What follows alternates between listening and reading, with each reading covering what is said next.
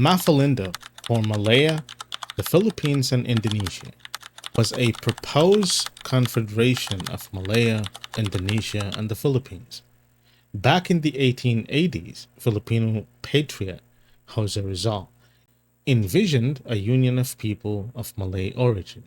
Many nationalists, including Filipinos, realized that before the coming of Europeans, people of the Malay archipelago comprising the present Philippines, Malaysia, Brunei, and Indonesia freely traded with each other, and its leaders were related by family ties and economic relations. The royalty of Manila, for example, traced its lineage to the royal house of Brunei.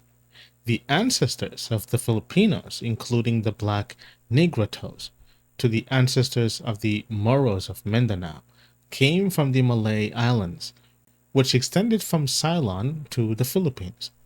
The Moros of Mindanao and Sula were late comers to the Philippines, but all languages of the Philippines were offshoots of the Malay language. The Malays were seafarers and colonizers in East Africa for over 1,000 years. They reached the Cape of Good Hope, colonized Madagascar and the Maldives, the Malay Peninsula and the islands of Java, Celebes, and the Moluccas. These Malays, who came from India, sailed to the Indian archipelago and even traveled from Polynesia to the Cape of Good Hope. They settled along the Malabar coast in India, in the Maldives, Sri Lanka, and even Madagascar.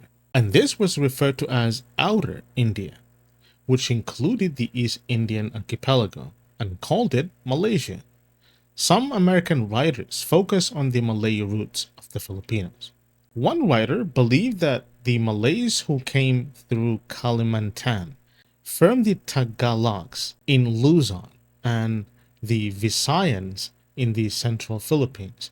The idea of a unified Malayan identity grew during the Philippine propaganda movement, led by Jose Rizal and other reformists, as well as the Philippine Revolution.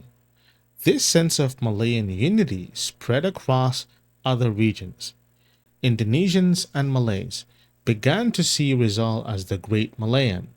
His influence inspired nationalist movements in the Malay world. Indonesian leaders were influenced by Rizal's ideas. During Indonesia's war for independence in 1945, fighters were encouraged to memorize Rizal's latest poem, which was also translated in Malay and distributed among them. In the Philippines, Rizal's vision was carried on by a new generation of leaders in the 20th century. In 1926, the Pan-Malayan Union was formed at the University of the Philippines. This group included students from the Philippines and other Southeast Asian countries. Leaders like Vincent, then a law student, helped shape this vision.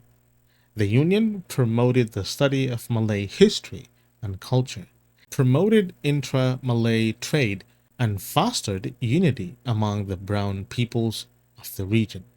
Vincent dreamed of a free Malayan nation made up of various Southeast Asian countries, where people of similar cultural and racial backgrounds would live in peace without colonial oppression. Vincent and others believed that the Malay world, which once stretched from Madagascar to the East Indies, was divided by Western colonial powers. Madagascar was annexed by France, the Malay Peninsula by the British, and Indonesia by the Dutch. Vincent's goal was to restore unity in this region by removing colonial influences. He predicted that Japan might soon start a war in the region, and he wanted to prepare for a united Malay front to avoid becoming the Balkans of the East. His vision saw Pan-Malayan unity and Filipinism was two sides of the same coin, and he often ended his letters with "yours for a greater Philippines" or "yours for a greater Malaysia." The desire for unity among Malay nations continued after World War II.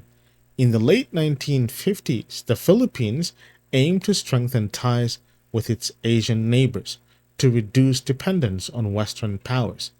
In 1962, President Macapagal proposed forming a Malayan confederation, which would include the Philippines, Malaya, Singapore, Brunei, Sarawak, and North Borneo. Macapagal, who had been part of Vincent's movement, shared his vision of Malayan unity. The proposal, supported by the Philippine government, aimed to foster cooperation among these nations.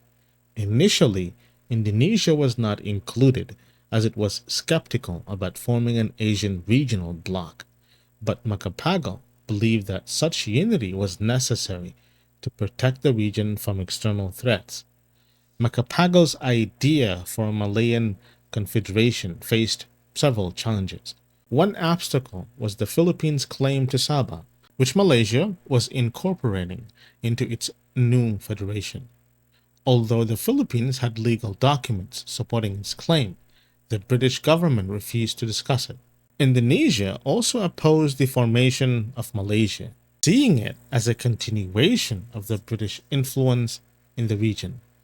In 1963, the Philippines, Malaya, and Indonesia met to discuss the formation of Maphilindo, a regional grouping that would promote cooperation and unity among the three nations.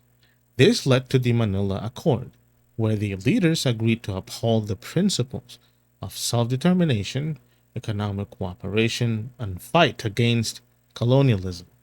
Maphilindo aimed to bring about social and economic progress in the region and work toward lasting peace.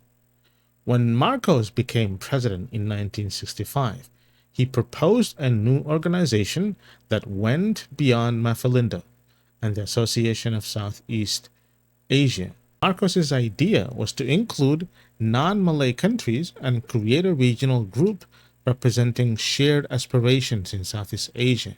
In 1964, a Thai senator suggested forming a Pacific Asian Treaty Organization that would include Maphilindo, Brunei, Thailand, Australia, and New Zealand. This eventually led to the creation of ASEAN, which now includes 10 Southeast Asian countries. ASEAN's goal is to promote economic growth, social progress, peaceful dispute resolution among its members. What do you think of the idea of Maphilindo?